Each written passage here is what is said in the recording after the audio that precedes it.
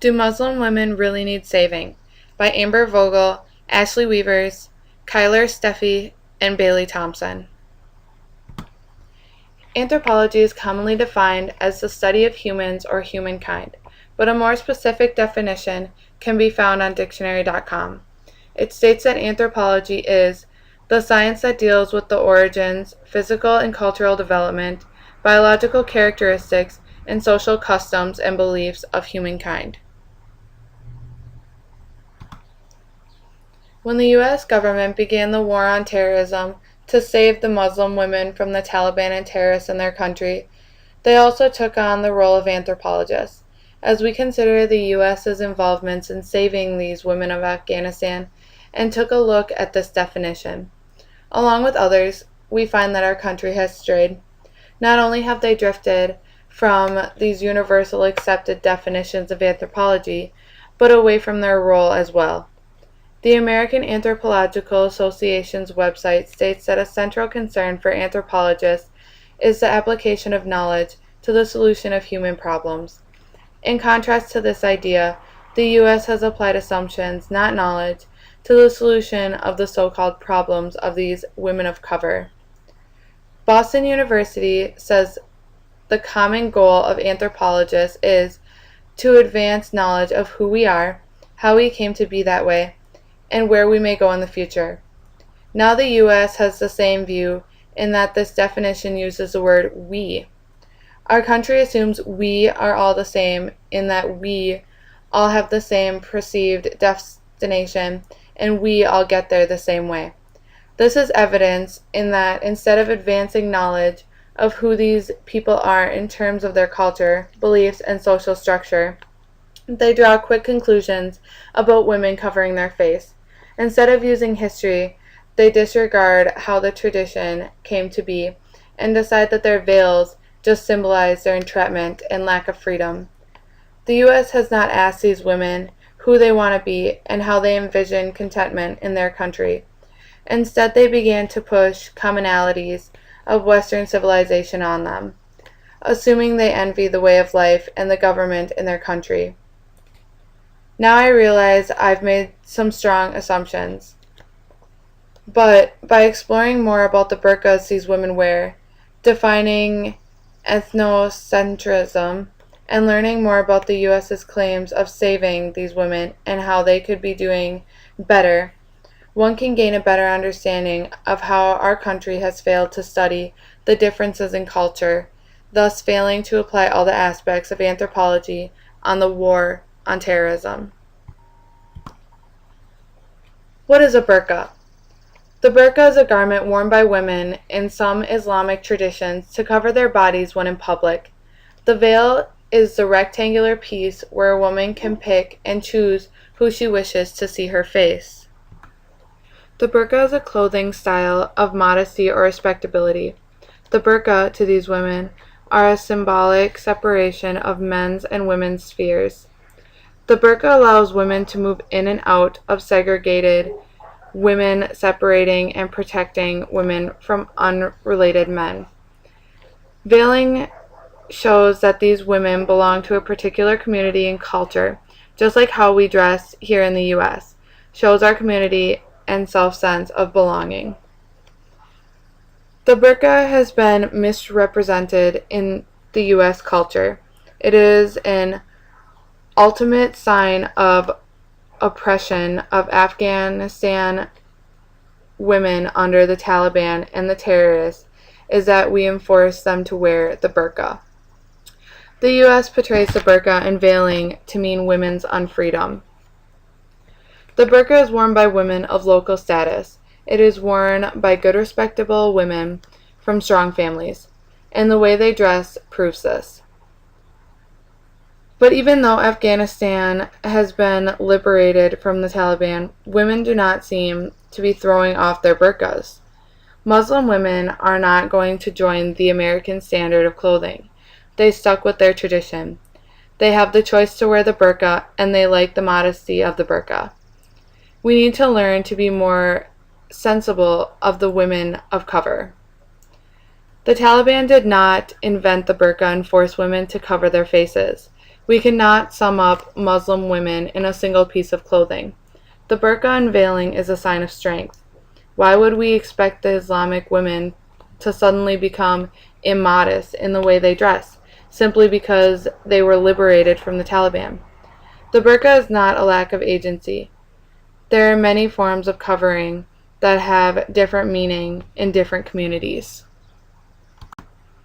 What exactly are we saving them from, and how? We are trying to save women from Afghanistan from oppression. Doing so, the U.S. is trying to change their sense of style and belonging. But we must ask, if we are saving them from oppression, are we trying to free Afghanistan women so they can be like us? Even after the Taliban, Muslim women might want to be different from us. Their cultures are just as much part of history and interconnected world as ours are. Are we even saving these women?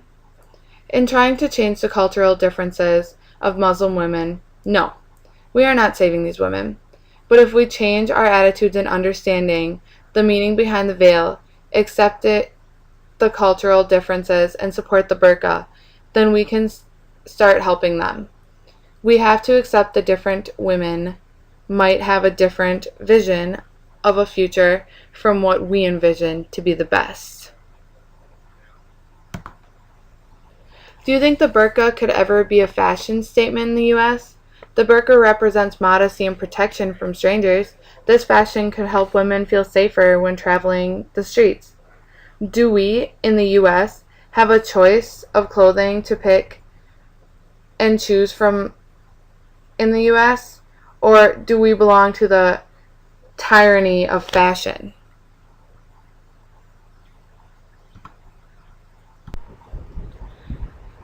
What steps need to be taken to actually help, not save, these women? It seems like we need to first fully understand what is going on with the Muslim women. Personally, it has seemed like we as people in America do not fully understand all of the actual problems that the women in Afghanistan are going through. We have to get educated on the problems that they are facing and stop thinking as is saving the women, but rather instead of helping the women of Afghanistan. Put aside recognition. Stop making it out to be a mission of salvation. We need to stop seeing it as saving other women, but as helping them and understanding them and their culture.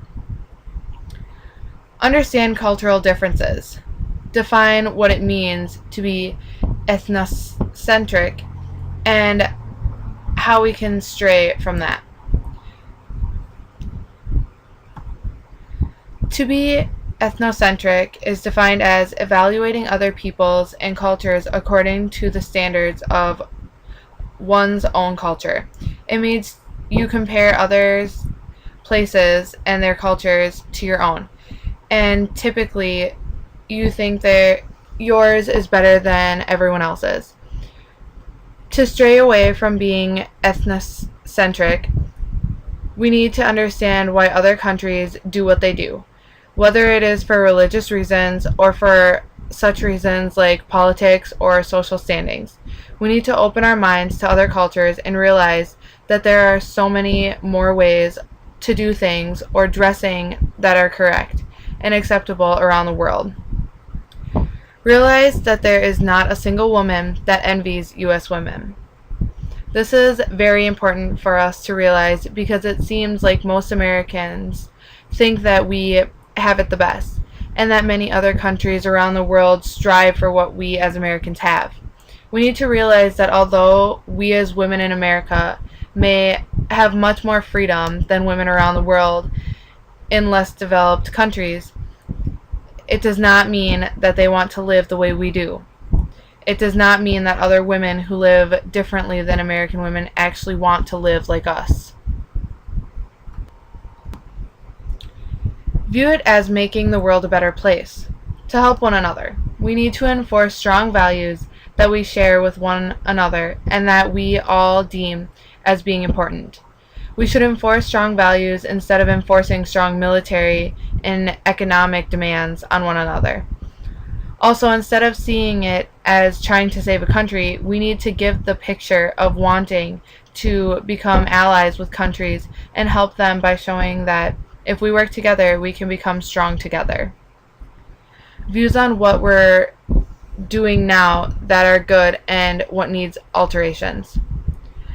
What needs alterations are, it seems that we need to stop thinking that we have to save these women. Instead, we need to start understanding their reasoning for such things as still wanting to wear burqas and understand the meanings of veils and why it is important to them, although we see it as almost a form of imprisonment and lack of freedom for Afghan women. We need to open our minds to the possibility of having different cultures and backgrounds and realizing that the American women lifestyle is not for everyone around the world. Some good things that we're doing. The work we have put into helping the Afghan women in the past worked very well when getting the attention of our people to help the women. There was missionary work and colonial feminism, which helped when opening the eyes of women in the U.S. to see the excess of the Taliban. However, although the work in the past has done good things in opening up the eyes of people in America to help the Afghan women, we need to start doing more to help with the safety and defense of Afghan women's lives.